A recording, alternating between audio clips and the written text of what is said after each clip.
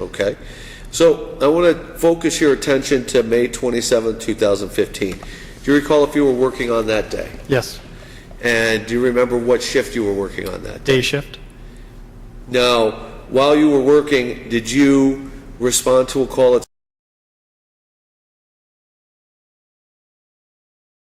Is that located in the city and county of Kalamazoo, state of Michigan? Yes, it is. What was the nature of the call? It was arguing and glass breaking. Okay. Now, when you responded, were you the first officer on the scene? No, my sergeant was. Okay, and who would that be? Sergeant Vanderclock. Okay. Now, can you describe what the scene looked like when you arrived? When I arrived, it was the front door had been broken out, so there was glass all over the ground. There was items spilled throughout inside of the residence onto the ground, and I was met with the victim. Okay.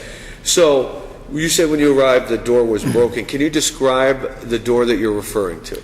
A large wooden door with a large window pane in the middle of it, and that's what was broken out.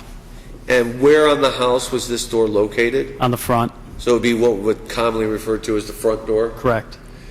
And you indicated that the glass in the door had been broken? Correct. And could you determine when the glass was broken, was the pieces of glass on the inside of the door or the outside of the door? They're everywhere. Okay.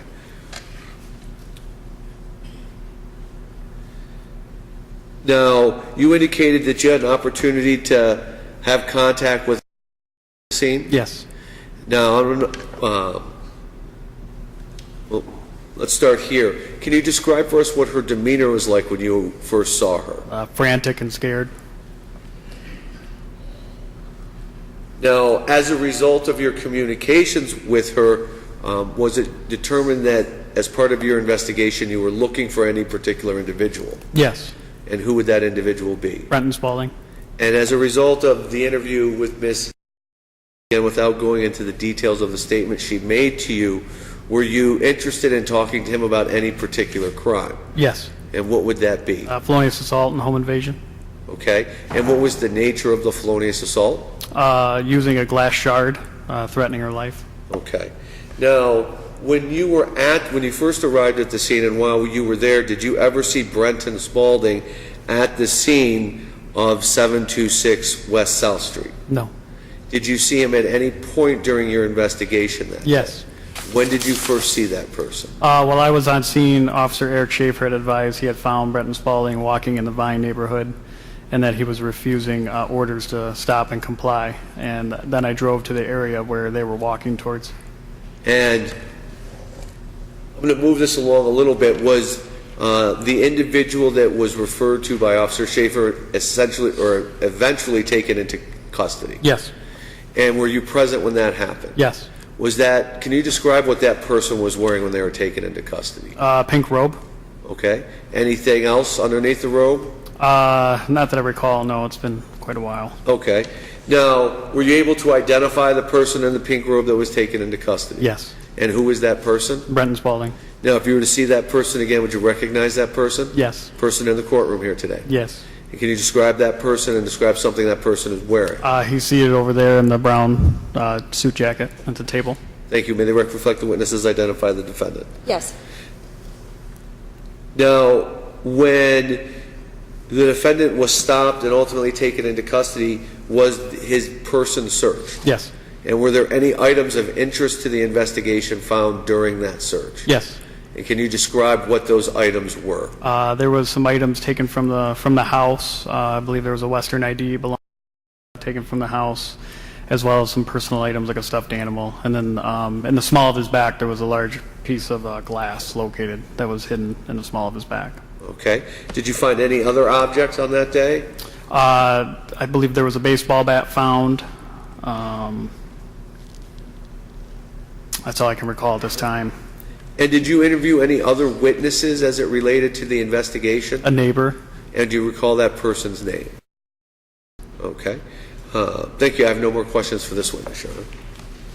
All right. So at that last section of direct examination, you indicated that there was a piece of glass hidden in the small of his back, correct? Correct. You indicated previous to that that based on your recollection, the only thing that Mr. Spaulding was wearing that day was a pink bathrobe, correct? That's what stuck out, correct. Okay. So this piece of glass that you indicate was hidden in the small of his back, well, I guess my first question is, did the bathrobe have a tie on it? I don't recall. Okay. Do you recall whether Mr. Spaulding was fully exposed in the frontal area? No, that was not the case. Okay. So maybe the bathrobe fit snugly, maybe that there was a tie, you just can't remember. I can't recall. Okay. This piece of glass that was hidden in the small of his back, can you describe what you mean by hidden in the small of his back? His clothing had to be removed, I remember, while we were searching him, and it was found basically tucked behind, and I guess in a waistband, I guess you would say, in the small of his back. Okay. That's what I remember. Now, when you're indicating waistband, are you indicating underwear or a pair of pants that he's wearing? Yes. Okay. And based on your understanding, when you arrived at the scene, that front door area was shattered out, correct? Correct. And there was glass everywhere, correct? Correct. Okay. So to be clear, you don't know whether that shard of glass, as the door was breaking, went onto his body, or if he intentionally placed a shard of glass there, do you? I don't, but I find it very hard for that to fall. I'm not asking that. You don't know, correct? Correct. Okay. No further questions. Okay, I'll ask it. You said that you thought it was hard for the shard of glass, and would you finish your statement, please? I'm going to have to object. It calls for speculation.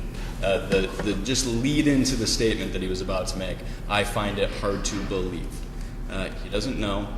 It's not a MRE 602 issue where he's testifying based on his personal knowledge.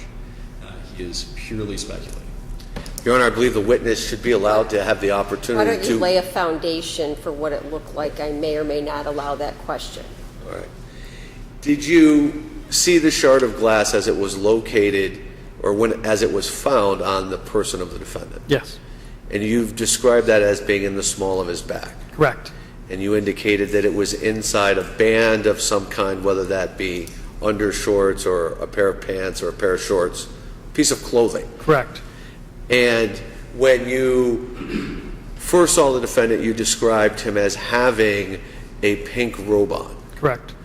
Now, can you tell us what the approximate size of the shard of glass was? I'd have to say probably roughly 6 by 6, 6 inches by 6 inches. Okay, so... If my recollections are correct. Okay, so when you say 6 inches, well, I don't want to estimate. I have a tape measure here. I want you to open this up. If you push the black slide down, it'll hold it in place. Would you open that up for the approximate length that you believe the shard of glass was, as you recall it here today? I guess you'd have to say 5 inches. Okay.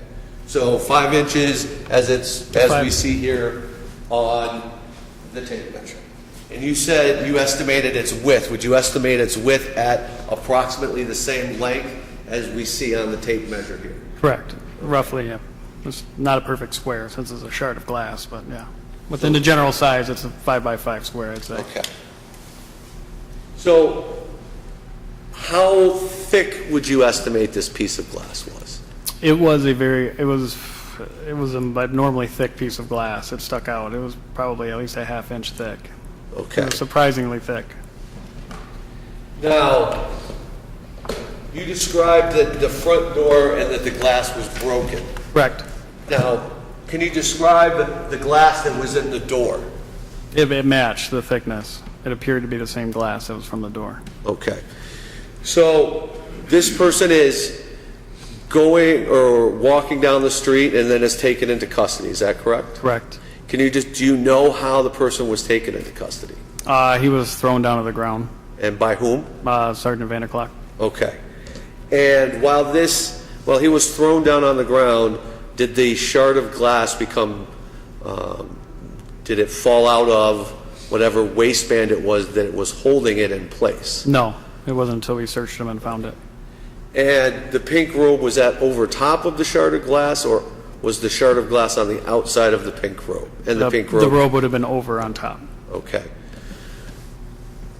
So based on what you've described for us, you indicated that you didn't think it could have just fallen out of the door into the back waistband of the defendant as he was either entering or exiting the door as the glass broke? Correct. And why is it that you come to that conclusion? Because it appeared as someone had secured it there as a weapon. So what makes you say that it was secured? Because it was tightly fit in the back of the small of his back, and it did not move from when he was thrown on the ground. Thank you. I have no more questions.